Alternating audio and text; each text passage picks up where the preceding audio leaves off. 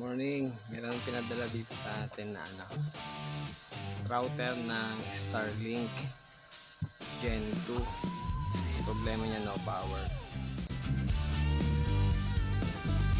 Tignan natin kung kaya natin i-repair o pag-PO.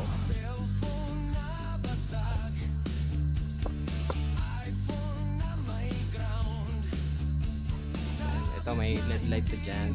Check natin kung iilaw siya.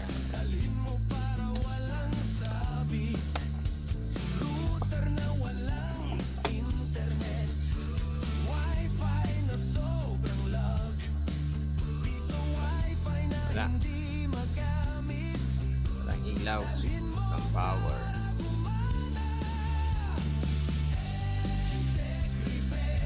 And natin kung ito ay may continuity.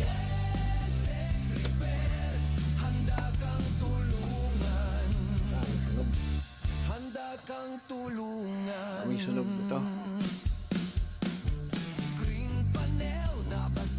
Power supply ang problema yata. Kaya continuity.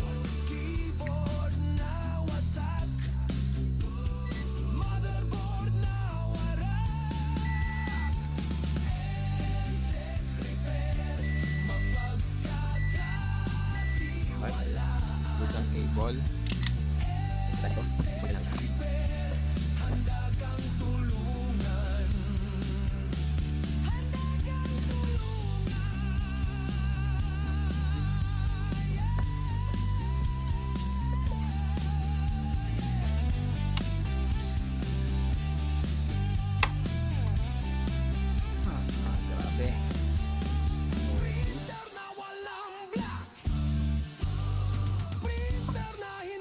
Ganda pala nito chopping board.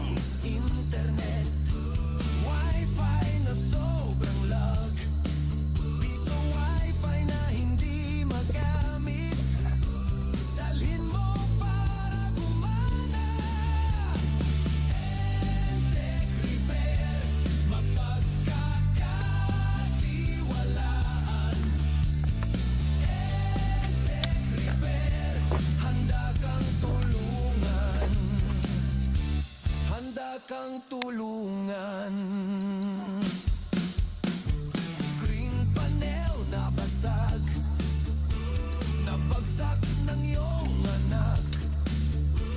Keyboard na wasak, motherboard na warak. Electric repair, mapagkakatiwalaan.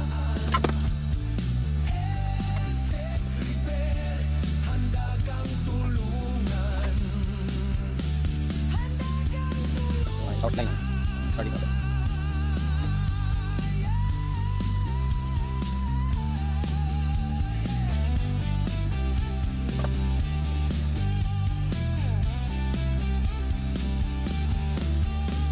Printer na walang black, printer na hindi magkulay. Kailangan ng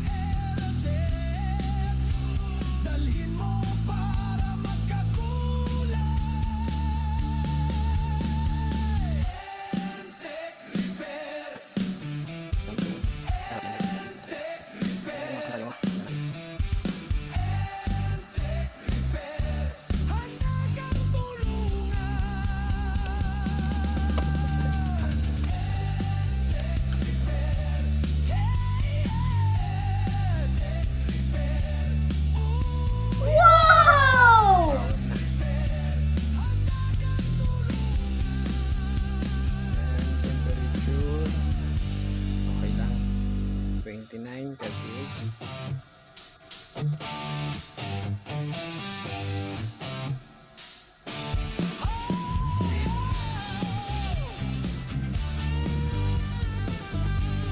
Check natin kung lalabas na, kung hindi naka-hide ang kanyang SSID.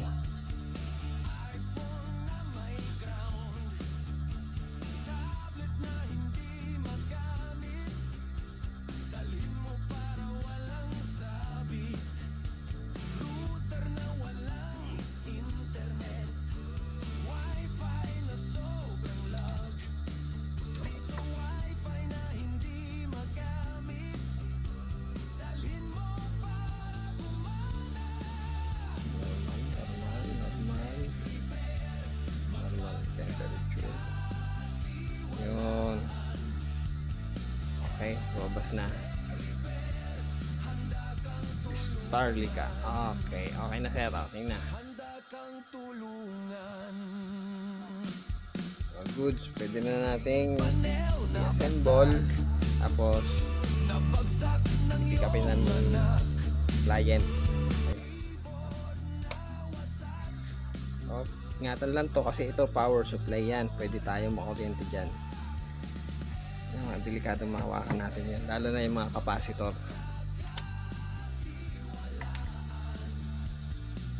Dahil yung mga capacitor, storage yan ng kuryente. Pag nahawakan mo ito, yung ilalim niyan, pwede kang makuryente.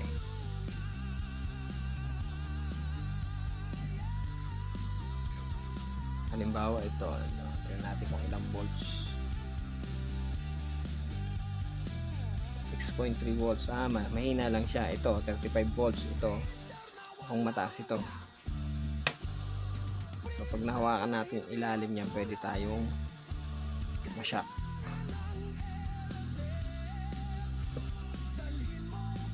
Okay, matago.